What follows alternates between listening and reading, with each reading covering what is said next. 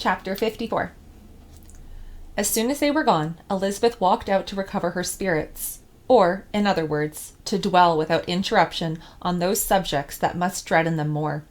Mr. Darcy's behaviour astonished and vexed her. "Why, if he came only to be silent, grave, and indifferent," said she, "did he come at all?" She could settle it in no way that gave her pleasure. "He could still be amiable, still pleasing, to my uncle and aunt when he was in town. And why not to me? If he fears me, why come hither? If he no longer cares for me, why silent? Teasing, teasing man! I will think no more about him." Her resolution was for a short time involuntarily kept by the approach of her sister, who joined her with a cheerful look which shewed her better satisfied with their visitors than Elizabeth. "Now," said she, "that this first meeting is over, I feel perfectly easy. I know my own strength, and I shall never be embarrassed again by his coming. I am glad he dines here on Tuesday. It will then be publicly seen that on both sides we meet only as common and indifferent acquaintance." "Yes, very indifferent indeed," said Elizabeth laughingly. "Oh, Jane, take care." "My dear Lizzie, you cannot think me so weak as to be in danger now." "I think you are in very great danger of making him as much in love with you as ever." They did not see the gentleman again till Tuesday, and Mrs. Bennet, in the meanwhile, was giving way to all the happy schemes which the good humour and common politeness of Bingley, in half an hour's visit, had revived. On Tuesday there was a large party assembled at Longbourn, and the two, who were most anxiously expected, to the credit of their punctuality as sportsmen, were in very good time. When they repaired to the dining-room, Elizabeth eagerly watched to see whether Bingley would take the place which, in all of their former parties, had belonged to him by her sister. Her prudent mother, occupied by the same ideas, forbore to invite him to sit by herself. On entering the room, he seemed to hesitate, but Jane happened to look round, and happened to smile. It was decided. He placed himself by her. Elizabeth, with a triumphant sensation, looked towards his friend. He bore it with noble indifference, and she would have imagined that Bingley had received his sanction to be happy, had she not seen his eyes likewise turned towards Mr. Darcy with an expression of half-laughing alarm. His behaviour to her sister was such, during dinner-time, as shrewd an admiration of her, which, though more guarded than formerly, persuaded Elizabeth that if left wholly to himself, Jane's happiness, and his own, would be speedily secured. Though she dared not depend upon the consequence, she yet received pleasure from observing his behaviour. It gave her all the animation that her spirits could boast, for she was in no cheerful humour. Mr. Darcy was almost as far from her as the table could divide them. He was on one side of her mother. She knew how little such a situation would give pleasure to either, or make either appear to advantage. She was not near enough to hear any of their discourse, but she could see how seldom they spoke to each other, and how formal and cold was their manner whenever they did. Her mother's ungraciousness made the sense of what they owed him more painful to Elizabeth's mind, and she would, at times, have given anything to be privileged to tell him that his kindness was neither unknown nor unfelt by the whole of the family.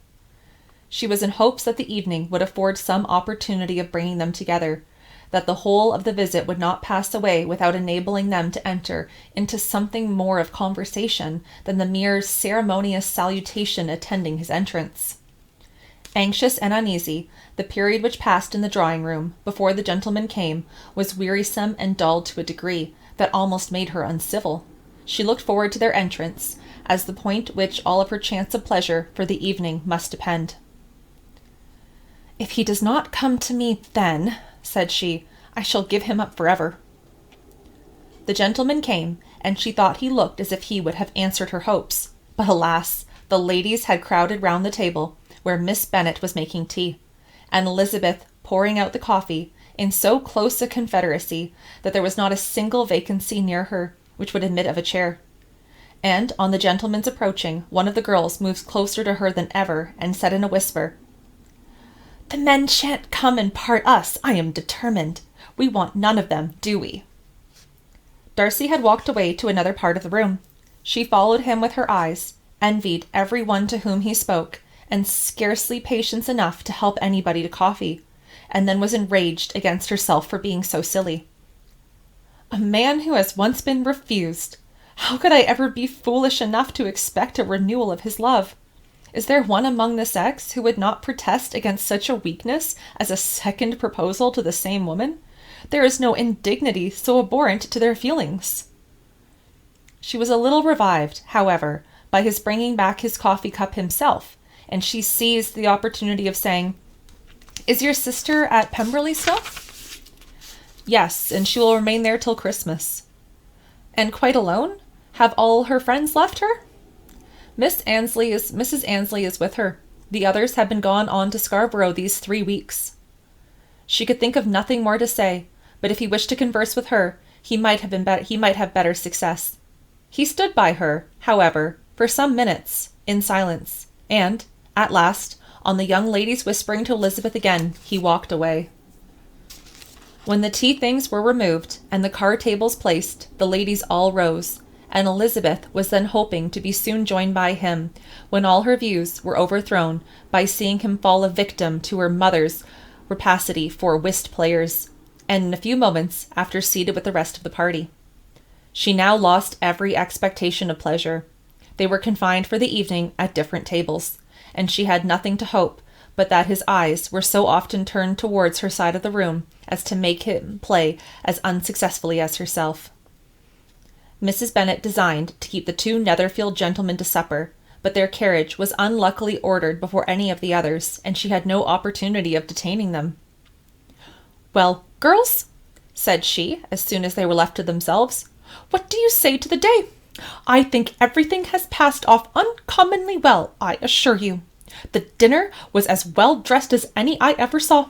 The venison was roasted to a turn, and everybody said they never saw so fat a haunch. The soup was 50 times better than we had at the Lucases last week, and even Mr. Darcy acknowledged that the partridges were remarkably well done, and I suppose he has had 2 or 3 French cooks at least. And my dear Jane, I never saw you look so in greater beauty. Mrs. Long said so too, for I asked her whether you did not. And what do you think she said besides? 'Ah, Mrs. Bennet, we shall have her at Netherfield at last.' She did indeed. I do not think Mrs. Long is as good a creature as ever lived, and her nieces are very pretty behaved girls, and not at all handsome. I like them prodigiously." Mrs. Bennet, in short, was in very great spirits.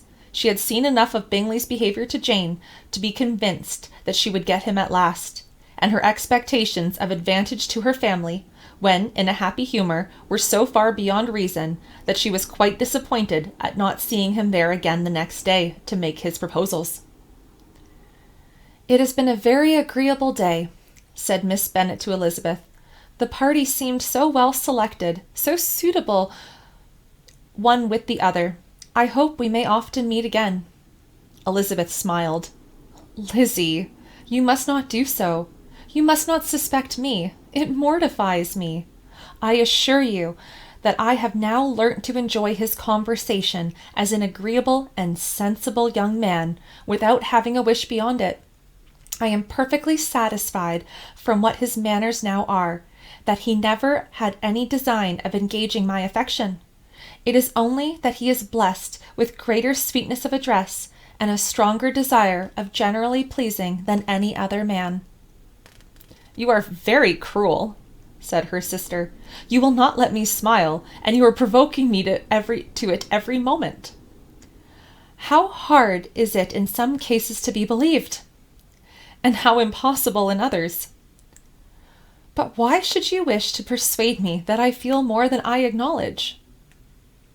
"That is a question which I hardly know how to answer. We all love to instruct, though we can teach only what is not worth knowing. Forgive me, and if you persist in indifference, do not make me your confidant."